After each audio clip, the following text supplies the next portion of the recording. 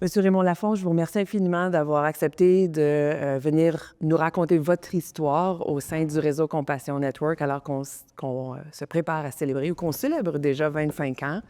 Je vais vous demander tout d'abord de nous dire votre nom au complet, votre titre au sein du réseau Compassion Network et de quelle année? Quelle année à quelle année? Bon, je suis Raymond Lafont, de profession. J'étais un comptable professionnel agréé et j'ai débuté à travailler pour les Sœurs Grises en 1993, de 1993 à 2000, à titre de directeur général de leur corporation, et ensuite, de 2000 à 2008, directeur général de ce qu'on connaissait alors comme la Corporation catholique de la santé du Manitoba, maintenant le réseau Compassion Network. Pouvez-vous nous résumer brièvement comment vous en êtes venu à faire partie de la création de la Corporation catholique de la santé du Manitoba?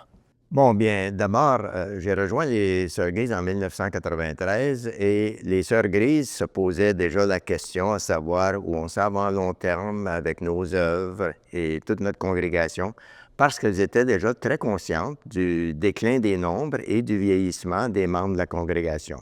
Comme de bonnes raisons, ils avaient fait faire des études actuarielles. Il y avait peu de nouvelles recrues ou aucune nouvelle recrue.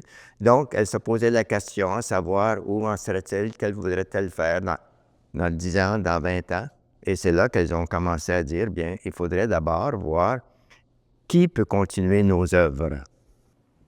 Et donc, c'est de là où est germée l'idée euh, de donner leurs œuvres ou d'incorporer leurs œuvres sous une entité. Mais là est venue l'idée de comment on continue nos œuvres. Et là, les Sœurs Grises, c'est là qu'elles ont établi la Corporation catholique de la santé du Manitoba pour y transférer leurs œuvres de façon à ce que ça continue. Et il ne faut pas oublier que ça faisait déjà littéralement des décennies que les Sœurs Grises invitaient des laïcs à participer avec elles sur différents conseils d'administration. Donc, pour elles, ce n'était pas inconnu du tout. C'est juste qu'on augmentait de plus en plus avec les années le nombre de laïcs au service de ces œuvres. Et là, il fallait tout simplement que les laïcs, maintenant, assument pleinement la responsabilité de ces œuvres-là pour le futur. Alors, parce que vous aviez déjà une relation de confiance avec les Sœurs Grises, euh, vous avez fait partie dès le début de ces conversations-là de ce que ça pourrait être ou devenir ou ce que ça devrait être. Et donc, vous avez été le choix un peu naturel comme première direction générale de la Corporation catholique au moment où on a décidé que c'était ce format-là qui était le meilleur format. Euh, Qu'est-ce que ça a signifié comme travail? C'est pas simple, j'imagine, réunir... Bien, il faut comprendre que d'abord, de 93 à 2000, avec les Sœurs Grises, ma plus grosse fonction, c'était vraiment de les accompagner, de les aider dans justement la gouvernance de ces œuvres. Donc, quand le transfert s'est fait de façon formelle en l'année 2000, de les Sœurs Grises à la Corporation catholique de la santé du Manitoba, c'était vraiment une continuation sous une nouvelle structure. Donc, et à ce moment-là, il fallait tout simplement continuer à inviter des laïcs et davantage de laïcs à s'intégrer dans la gouvernance, la gestion de ces œuvres. Alors, c'était quoi vos principales tâches alors que vous êtes devenu directeur général de la Corporation catholique à ce moment-là? Bon, c'était de s'assurer que toutes les œuvres fonctionnaient bien. Une des principales tâches du conseil d'administration de la Corporation catholique de la santé, comme ça l'était auparavant pour les Sœurs Grises, c'était de nommer tous les membres du conseil d'administration de ces œuvres. On parle de plus de 200 personnes.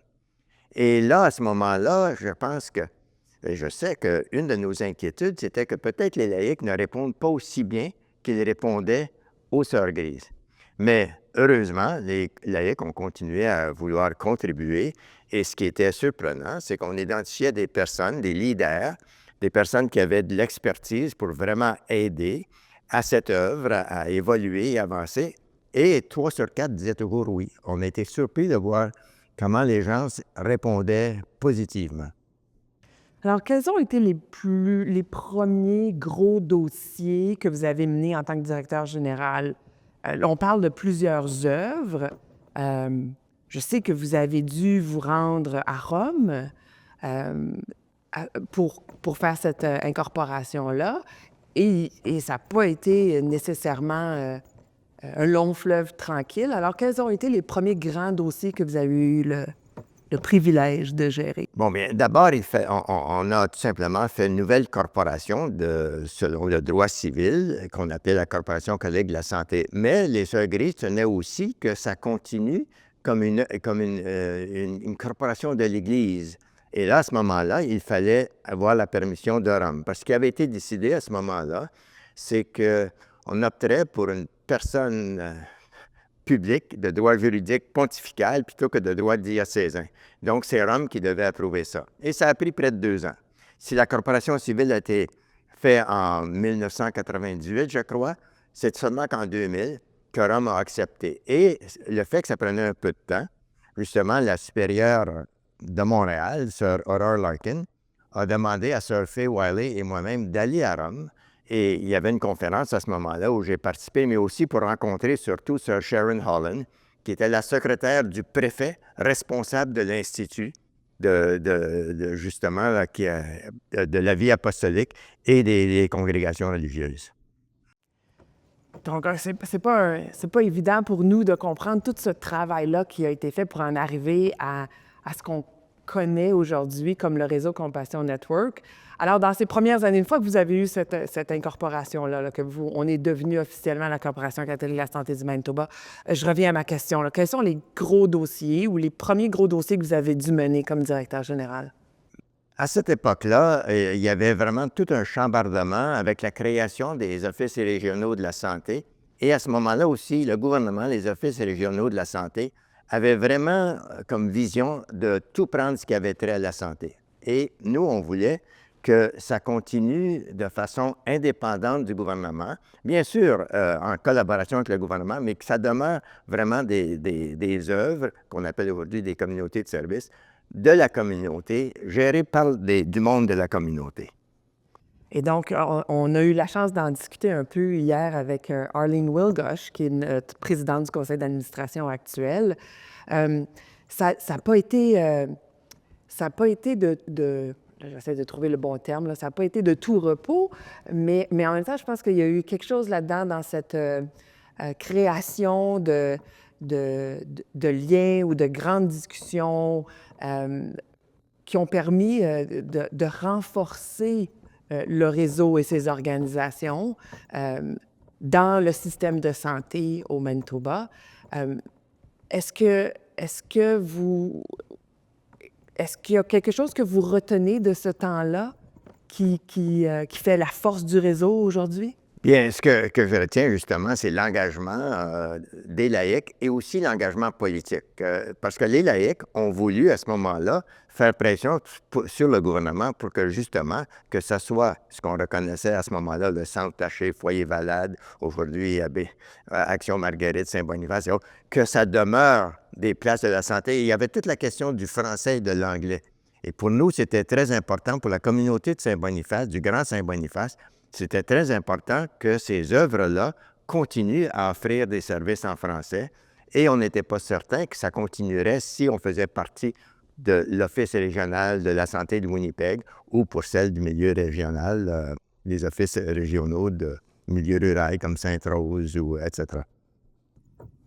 Et donc, vous avez fait ce travail de fond-là, comme c'était important d'avoir ces discussions-là pour s'assurer qu'on respecte l'identité, la mission des organisations. Aujourd'hui, plusieurs des organisations du réseau Compassion Network sont désignées bilingues. En fait, la majorité le sont. C'est important pour les sœurs aussi. Très important pour les religieuses, bien sûr, parce qu'il faut réaliser que les Sœurs Grises, c'était, pour la grande majorité, c'est pas presque tous, des francophones. Donc, 85% à peu près étaient des franco-manitobaines et des femmes francophones de la Saskatchewan. Donc, pour elles, c'était aussi très important. Et il faut réaliser que les Sœurs Grises du Manitoba étaient toujours très actives dans la communauté. Si on allait aux réunions de la SFN, l'Assemblée annuelle de la SFN, les Sœurs Grises étaient présentes. Elles avaient une table au banquet de la soirée des Sœurs. Et donc, elles étaient toujours très engagées dans la communauté.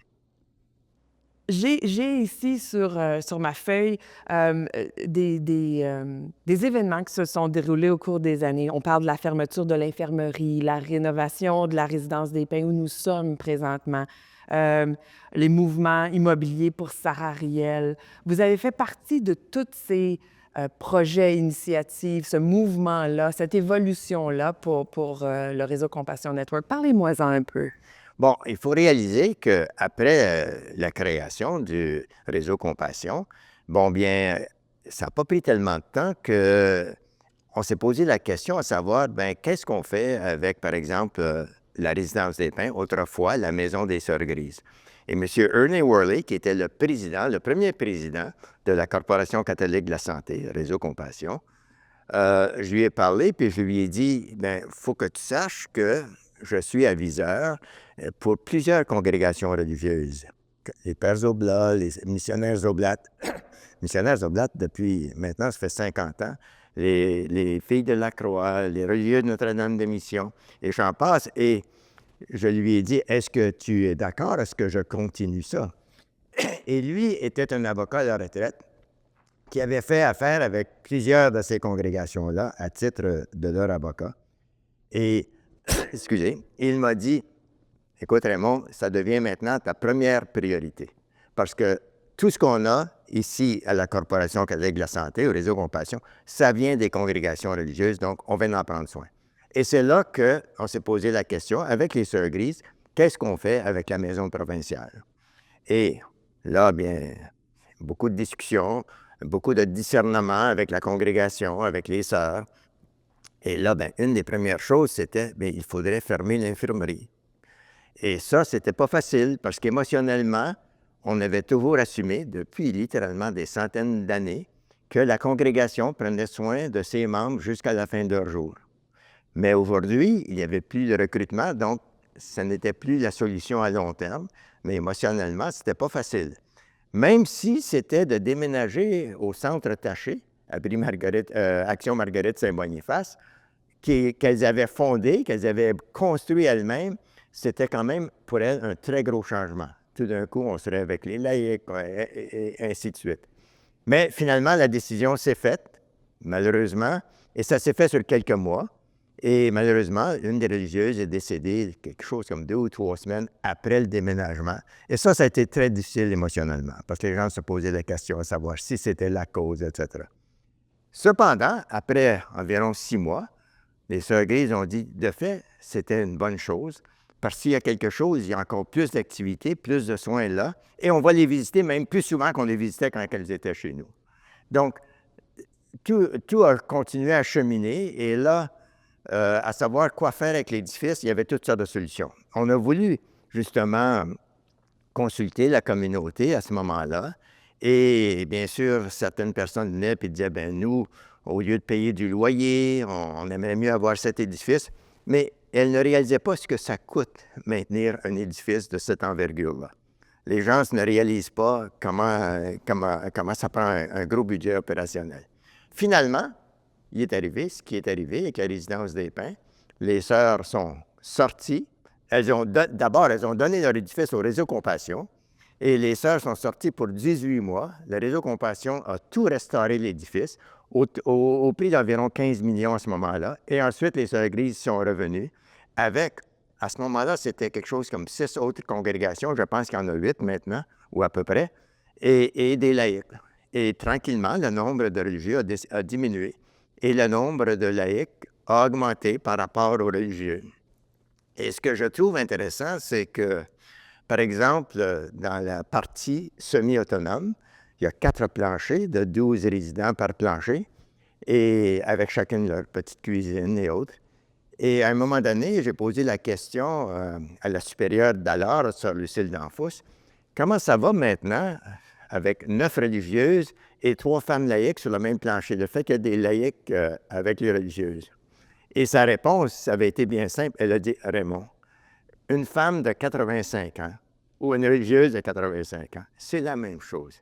Elles ont vécu dans les mêmes paroisses, elles ont vécu la même culture, etc. Donc, il n'y a aucun problème.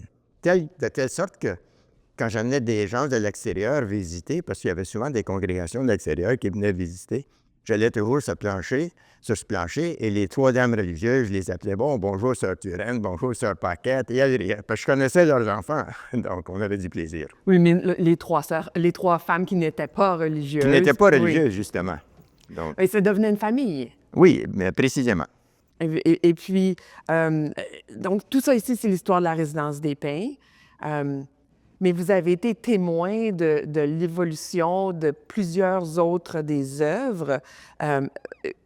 Moi, j'avais pas conscience qu'il y avait une infirmerie ici à la résidence des Pins. Donc, c'est maintenant comme l'infirmerie telle qu'elle n'est pas à Action-Marguerite, mais je comprends que les soins ont été transportés là-bas à ce moment-là. Sarah Riel, comme il y a eu du mouvement là aussi pour Sarah Riel. Bien. Oui, il y a eu Sarah Riel. Il y a aussi eu la maison des missionnaires Oblates sur la rue Aulneau, auparavant, qui est devenue éventuellement la villa Aulneau. Et parce que les sœurs Oblates, où j'étais un conseiller depuis de nombreuses années, ont dit on aimerait faire la même chose qu'à la résidence des Pins. Et voilà, elles aussi ont dû quitter. On a tout restauré et elles sont revenues avec des laïcs. Et c'est maintenant la villa Aulneau. Entre faits, il y avait aussi toute la question de Sarah Riel. Et là, Sarah Riel n'avait pas beaucoup de sous. Et donc, elles avaient besoin d'un édifice, d'une place pour se loger. Et ce qui est arrivé, c'est qu'il faut comprendre d'abord que sœur Jean L., c'est elle qui a débuté Sarah Riel. À partir de l'édifice McEwen à l'hôpital Saint-Boniface, sœur Jean L. travaillait là. Et elle voyait comment les gens venaient et repartaient aussitôt et devaient revenir. Elle appelait ça le syndrome du revolving door, la porte tournante. Et c'est elle qui a voulu justement établir Sarah Riel de façon à ce que les personnes qui avaient des problèmes de santé mentale temporaires puissent passer une année ou deux, se rétablir comme il faut, avoir un emploi et autres. Et voilà la création de Sarah Riel, et ça leur prenait un établissement à un moment donné. Et c'est là que les Sœurs Grises avaient acheté le couvent des Sœurs du Sauveur. Et elles ont dit à ce moment-là, bon, ce qu'on va faire, on va tout simplement, parce que Sarah Riel avait un chalet à Plage-Albert. On va tout simplement prendre votre chalet à Plage-Albert et on va vous passer cet établissement-là. Et ce qui est aujourd'hui, maintenant, l'édifice Bernadette Poirier. Mais entre-temps, moi, j'ai été aussi conseiller avec les filles de Lacroix, avec M. André Couture. Et les filles de Lacroix avaient décidé qu'elles déménageraient à la Villa Aulneau avec, justement, les missionnaires Oblates et des laïcs. Et là, elles avaient leur édifice à vendre, sur la rue Moore. Et c'est là qu'à un moment donné, Sarah Riel, c'était vraiment, disons, une place idéale pour Sarah Riel. Et c'est alors que, justement, les filles de la Croix ont accepté de vendre à Sarah Riel et elles ont déménagé à la Villa Aulneau. Et Sarah Riel est encore là aujourd'hui. D'ailleurs, c'était quand même un édifice très solide. Il faut reconnaître que les congrégations religieuses construisaient des édifices très solides, qui duraient beaucoup plus que la moyenne. C'était du ciment, c'était du solide. Donc, voilà. Effectivement. Puis ce que j'entends, ce qui me saute aux yeux, c'est dès le début, il y avait cette collaboration-là, ces partenariats-là qui s'effectuaient d'une congrégation à l'autre pour assurer la pérennité des œuvres des Sœurs Grises ou de d'autres congrégations religieuses. Mais c'est devenu comme une grande famille où on s'entraide. Et ce l'est, à mon avis, à moi, toujours d'actualité aujourd'hui. Quand vous regardez où nous sommes 25 ans plus tard, qu'est-ce qui vous vient à l'esprit?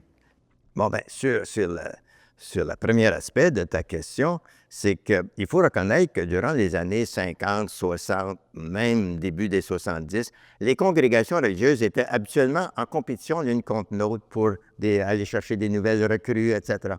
Mais éventuellement, c'était exactement le contraire. Elles ont travaillé de concert et c'est pourquoi d'autres congrégations ont transféré leurs œuvres au réseau Compassion. Les Sœurs Oblates ont transféré, par exemple, le Centre de renouveau Aulneau. Les Sœurs bénédictines ont transféré la résidence Saint-Joseph, aujourd'hui Brie-Marguerite Saint-Joseph, et j'en passe. Donc, à ce moment-là, le réseau Compassion est devenu la place où toutes les congrégations religieuses du Manitoba pouvaient y transférer leurs œuvres. Et là, elles aussi, ensemble, elles ont tranquillement, une après l'autre, fermé leur infirmerie et se sont centralisées justement à la résidence des Pins et la Villa Auneau. Et ce regroupement leur a permis de continuer à s'occuper d'elles-mêmes, tout l'aspect spirituel, que aurait été très difficile de faire chacun de son côté. Et justement, je vois ce qui se passe dans d'autres congrégations, soit au national ou à l'international, et elles ont encore acheminé à ce niveau-là. Et elles envient justement le modèle du Manitoba. Bien, elle doit l'envier parce qu'il y a eu cette capacité, où elles ont créé cette capacité de pouvoir continuer, comme vous le dites, à prendre soin d'elles, mais tout en restant proches de leurs œuvres et de leur mission. Elles sont, je sais qu'elles viennent encore au banquet du Centre Flavie, par exemple, ou quelques-unes font encore partie de nos conseils d'administration. Donc, elles ont, parce qu'elles sont réunies, elles sont ensemble, elles ont cette capacité-là à se communiquer davantage les nouvelles, right? Et de prendre, de garder proche de leur cœur les œuvres et où elles en sont aujourd'hui. Oui, puis elles sont heureuses de voir justement comment leurs œuvres évoluent. Elles n'ont pas resté stables, elles évoluent. Et le Réseau Compassion a fait toutes sortes de nouvelles initiatives dont elles sont fières aujourd'hui. Et il faut reconnaître qu'au tout début, les Sœurs Grises du Manitoba, les Sœurs Grises de l'Alberta étaient relativement proches, à peu près du même nombre. Et il y avait eu la possibilité de combiner dans un endroit. Par exemple, le Manitoba aurait pu, par exemple, toutes les Sœurs Grises auraient pu déménager à Edmonton, qui avait un grand édifice, plus moderne que celui-ci, avec beaucoup de chambres, piscines et tout. Mais quand on a commencé à faire l'analyse, on a vu que 85 des religieuses des Sœurs Grises du Manitoba étaient des franco-manitobaines ou des francophones de la Saskatchewan, alors que 85 des religieuses de l'Alberta étaient originaires du Québec. Donc, il y avait une composition quand même assez différente. Et c'est pourquoi, finalement, la solution de résidence des Pins, pour les sœurs, c'était ces Sœurs Grises du Manitoba et les autres congrégations qui sont jointes. Ça a été très bénéfique. Et l'Alberta ont eu leur propre solution en Alberta. Quel a été, je ne sais pas si vous allez être capable d'identifier un projet ou un élément en particulier, mais si vous le pouvez, dont vous êtes le plus fier? Quand vous pensez à l'œuvre que vous avez apportée, comme au travail que vous avez apporté au sein de la Corporation catholique pendant toutes ces années, de concert avec les sœurs ou les congrégations religieuses, qu'est-ce qui vous rend le plus fier? Bien, je pense que c'est le fait justement qu'au Manitoba, les laïcs, on a pu prendre soin des membres des congrégations religieuses qui ont fait tellement pour les communautés du Manitoba.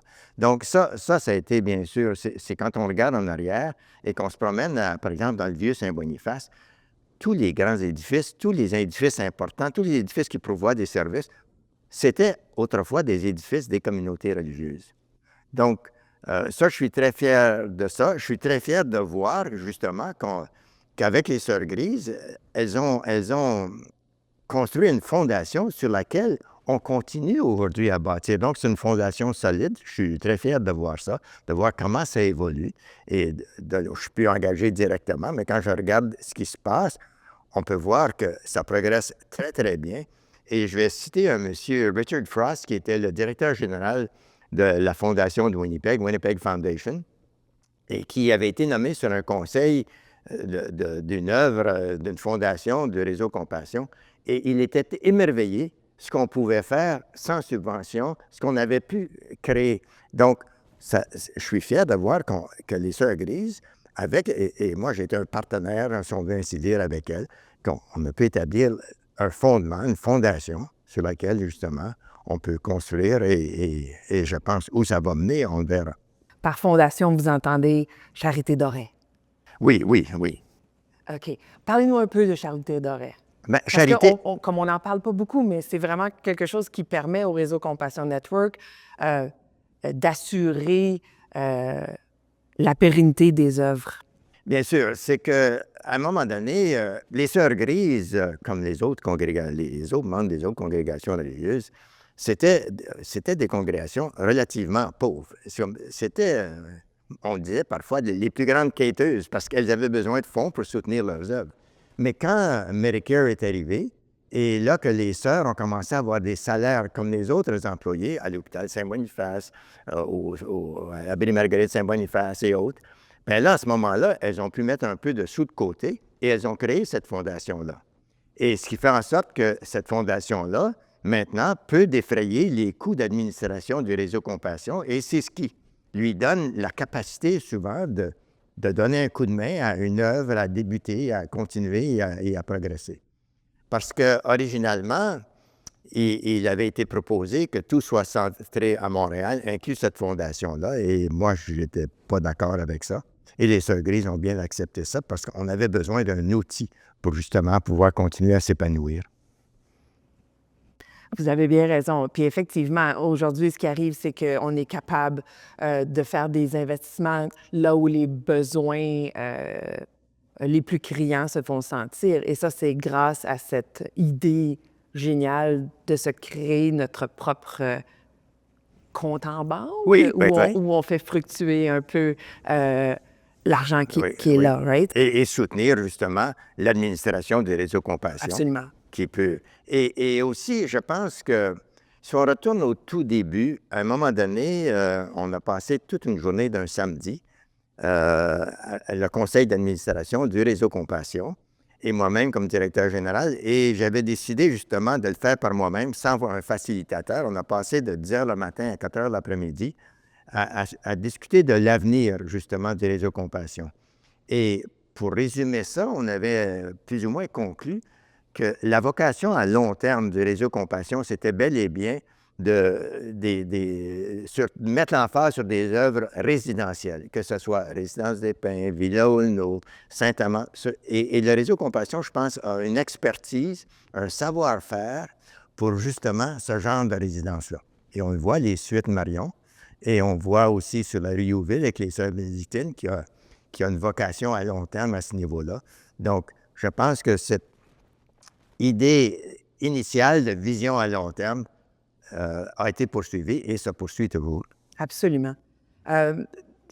Donc, vous êtes sur la lancée de ma prochaine question. Il y a 25 ans, je ne suis pas sûre que cette vision était si claire que ça, mais maintenant que vous regardez où nous sommes rendus 25 ans plus tard, est-ce que ça s'aligne avec vos rêves les plus fous? Ou vous en pensez comme, OK, est-ce qu'on va être là 25 ans plus tard? Bien, il y a eu une évolution. Ce que je n'avais pas prévu au début, c'était que le réseau Compassion s'occupe des membres des congrégations religieuses comme il le fait maintenant. Parce qu'au tout début, c'était d'assumer les œuvres des congrégations religieuses. La gouvernance. La gouvernance, d'assumer la gouvernance des œuvres des congrégations religieuses. Mais, comme je disais, peu de temps après, on s'est posé la question, bien, qu'est-ce qu'on peut faire? C'est là que le premier président avait dit, on va s'occuper d'elle, puis c'est là la résidence des Pins, aussi toute la question de la Villa Aulneau avec les Sœurs Oblates.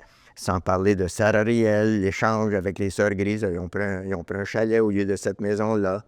Et c'est là qu'on voit le cheminement au point de vue résidentiel pour les personnes dans le besoin. Parce que le logement, aujourd'hui, c'est problématique et je pense que le réseau Compassion joue un très beau rôle à ce niveau-là. Donc, vous avez été un peu le précurseur de tout ça, là. Bien, avec le conseil d'administration, bien sûr, oui. Absolument. Donc, ce que j'entends, c'est que vous êtes fiers d'où nous en sommes, où nous sommes rendus 25 ans plus tard.